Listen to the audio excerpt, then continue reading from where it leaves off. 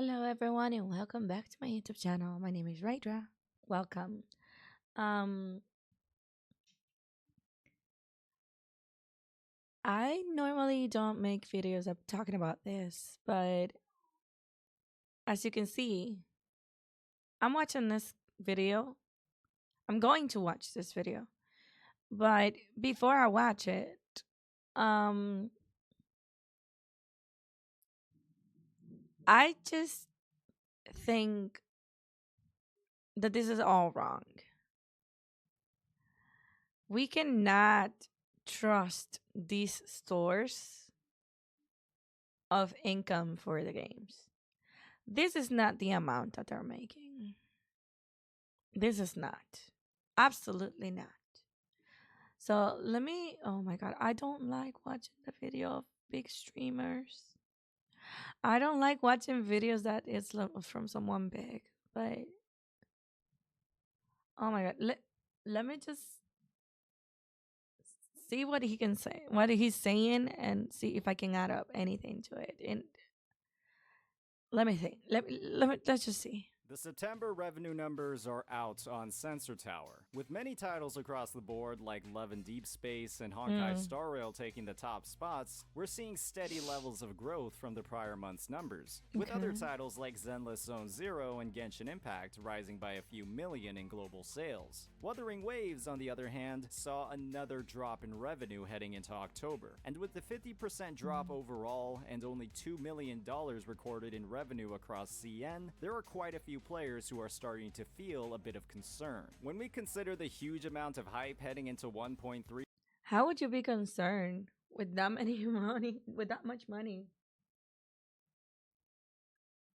the incredible publicity the version has received in regions like CN, and the incredible ratings for the game across app stores as a result of the update, many are confused by the revenue results, especially considering that the first 2 days of Shorekeeper's banner were supposed to be registered in this data. However, one thing every person passing through this data should do is take it with a grain of salt. A big one, as there are numerous factors But normally related people to just Wuthering Waves and not at play when it comes to these overall numbers. Today, we'll be diving into what these factors actually are. PC revenue is not included, and I think a lot of people that play Wuthering Waves plays on PC. I myself play on PC. The only time I have grabbed my phone to play Wuthering Waves is when I don't have time to get home and do everything quickly. And that's very little. Like, I try not to play Wuthering Waves on the phone. It's insane. I can't.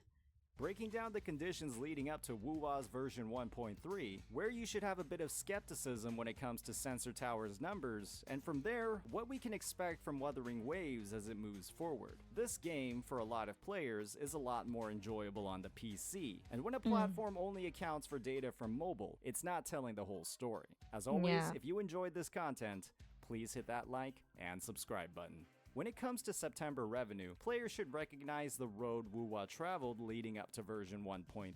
With only the second update to the game, Kuro released what many considered a Kudo's been giving a lot of free stuff. That's a big problem. If you want to have big numbers, you are not supposed to be giving things for free. But why is it bad to have a company that's good to us, actually? complete filler patch, with no meaningful story progression, limited appeal for one of their new releases, and what many consider to be one of the biggest factors in September's results, a 3-week banner for a character that was, quite literally, completely free. It's clear from the August numbers. Jeja was a character that didn't tick off a lot of boxes for players, as her conservative visual design and extremely limited team compositions meant that regardless of the reason, waifu or meta, the drive to pull on her banner, lose 50/50s, and spend if those 50/50s were lost wasn't quite there. Zhongli Yao, on the other hand, he was completely free. And when going to soft pity 2 times accounts for roughly 140 pulls, that's an insane amount of potential pulls that Kuro gave to players for free. It didn't matter if you didn't want Zhongli Yao. If you did, you didn't have to spend at all. What this ultimately meant was that he's awesome, by the way. A lot if you didn't pull in version 1.2. And even if you pulled on Jeja's banner to a single pity, or if you pulled Zhang Liao's weapon, you weren't running out of pulls across the entire version I unless got you the pulled on weapon. multiple banners, and there just wasn't a big reason to do that. What this meant was that players, heading into 1.3 and the incredible hype prepared for Shorekeeper, there were a massive number of people who were able to completely guarantee her without spending a single dime. True. This is a phenomenon we've seen before. I like to call it the Kafka effect, a circumstance where an incredibly popular character with widespread adoration across the fanbase doesn't do well at all when it comes to revenue. And that's because everyone was saving saving for her. and it's the same case for Shorekeeper. Wuwa was a game that launched with very few sustainers, and the need for multiple to clear the most rewarding endgame content meant that Shorekeeper, as the first limited one, was a top pick for many, and absolutely mandatory for others. When you need something, you save to make sure you can get it, and when you just want something, that's when you start spending. And a lot of I adore the way that he's explaining this because that's exactly what I thought. People had time to save for your Shorekeeper. I was looking at some comments of people saying, "Oh no, I'm saving. I'm not pulling for this character. I'm not pulling for that character. I'm not pulling for a character." They saved. And they saved enough to guarantee themselves a Shorekeeper. Or two. players, they needed Shorekeeper. And with her incredibly early Yeah, she's marketing, needed. with drip starting all the way back to the first version update of the game, that meant that players have had a lot of time to save. Shorekeeper herself came with incredible value across her early sequence nodes. With Yeah, a huge oh, yeah. quality of life buff that gave her far more variety in team comps at S1, and of course, her insane 40% attack boost to the entire team at S2. But the fact of the matter is that not a lot of players actively pull for sequence nodes for sustainers. There's a much bigger appeal to investing in DPS characters for more active and noticeable upgrades versus the entirely passive bonuses you'd get from a sustainer. Honkai Star Rail proved this to us, with characters like Luocha or Fu Xuan, equipped with very powerful initial upgrades on their dupes, performing the worst out of all the game's limited characters on their release. And People I got don't like him. investing in sustainers. And even if you were a person who wanted Shorekeeper sequence I got nodes, Luocha. the chances are you likely claimed them from the Coral shop, where for That the too. exchange of 45 pulls, you could redeem one whole copy. When comparing 45 True. pulls to the potential 160 you'd go on the character banner, you can imagine how that would have a big impact on revenue. And when we're nearly 5 months into the launch of the game, it's undeniable that there are many players who had the resources to do this. What this ultimately meant is that Shorekeeper's revenue had a lot of factors working against it, with her S0 sales impacted by the massive amount of savings players cultivated across 1.2, and the revenue from her whale bait early sequence nodes countered by the absurdly easy access many had to her dupes, costing a fraction of what they typically would in many of the top titles. All of these factors True. are tied to Kuro Games, from their patch schedule all the way to the generosity in their design of the Coral store. And when you consider that her weapon wasn't a very big upgrade over a 4-star option, there wasn't a lot of incentive to spend there either. I got the However, weapon. there are Shut other up. nuances at play, specifically when it comes to Sensor Tower itself.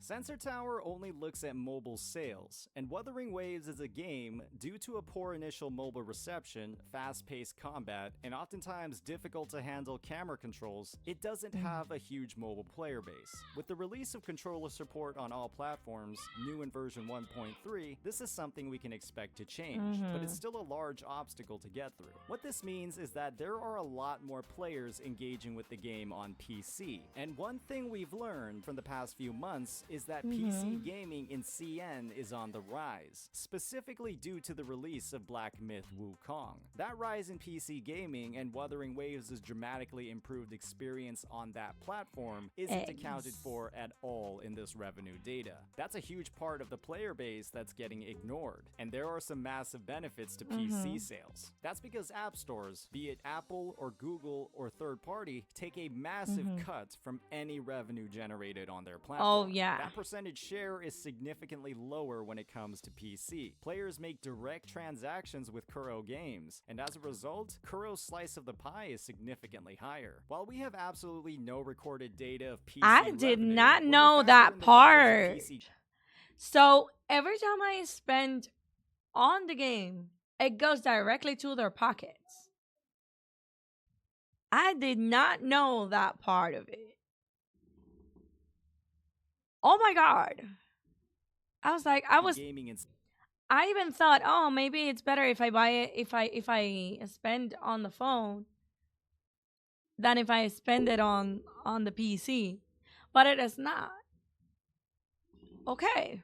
CN, the overwhelming I support didn't version know. 1.3 has seen on social media like Billy, and the massive increase in net revenue developers get from PC sales over the App Store, it wouldn't be surprising at all if Wuthering Waves is doing a lot better than what the Sensor Tower data shows. And of course, we always have to consider the fact Wow. that Sensor Tower is just wrong. They have had numerous incidents where days, if not weeks of revenue are simply not recorded, and they have no Mm, real data aside from iOS sales. Numbers from the wow. Android store or any other third-party platforms are guesstimated. You always have to take these reports with a massive First, grain of I salt. made At the it. end of the day, there were a lot of factors leading up to September's numbers. But one thing for certain is that Camellia, a long-anticipated release, is launching after Shorekeeper's drained us completely. Players had all of Mm. 1.2 to save, and now that those savings are gone, we should see some much bigger numbers in 1.4. As always, if you enjoyed this content,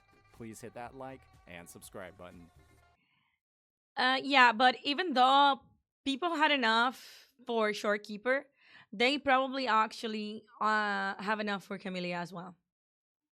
Because it's been months since the game came out, and a lot of people has been waiting for her.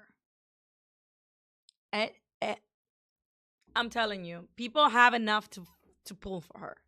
At least the free to play players, if they saved, yeah, they're committed. They are. So they're gonna get Camellia for free. Anyway, I'm gonna leave the video on his entire the link of the video on the comment section below because I did not make this investigation. He did it.